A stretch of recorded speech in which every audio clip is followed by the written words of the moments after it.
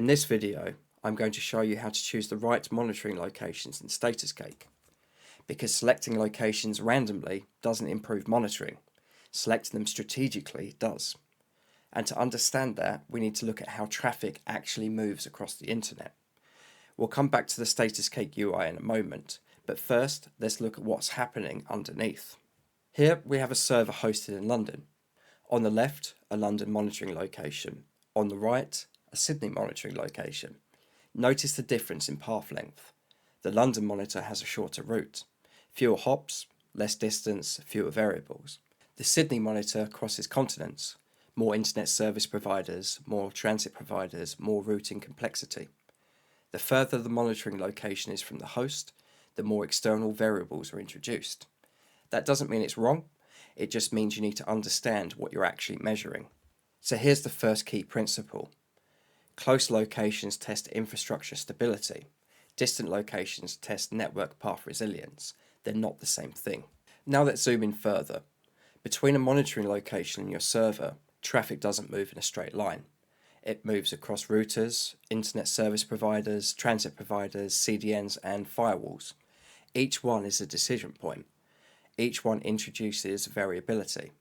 Each one can experience congestion or routing changes. So when you monitor from far away, you're not just testing your server, you're testing the entire network path. That can be useful, but it can also introduce noise if your goal is purely infrastructure validation. Which leads us to our second key principle. More hops equals more potential instability. Distance increases complexity. Now let's look at this from a business perspective. On the left, most of your users are in the US, but monitoring is only happening in Europe. That means your monitoring doesn't reflect real user experience. On the right, monitoring aligns with traffic distribution. Now the signal matches reality. If 80% of your revenue comes from the US, monitoring in the US should be a priority. If your traffic is evenly distributed, use multiple regions. Monitoring should reflect where users actually are. Which brings us to our final key principle. Monitoring locations should match where your server is hosted, where your users are located, and where critical operations live. Now let's bring this back to StatusCake. Scroll to monitoring regions.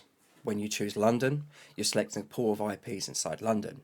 When you choose EU, you're selecting a distributed pool across the EU countries. The choice isn't about more is better, it's about alignment. Start with a location near your infrastructure, add locations that match user geography, and avoid selecting every single region without purpose. If your infrastructure is in Frankfurt and most users are in Germany, start there. If you serve globally, use multi-region. If a specific region drives revenue, include it deliberately. Monitoring should mirror business reality, not curiosity. StatusCake gives you global monitoring, but strategy determines accuracy. Close locations validate infrastructure. Distributed locations simulate real users. Distance introduce variability. Choose locations intentionally and your monitoring becomes signal, not noise.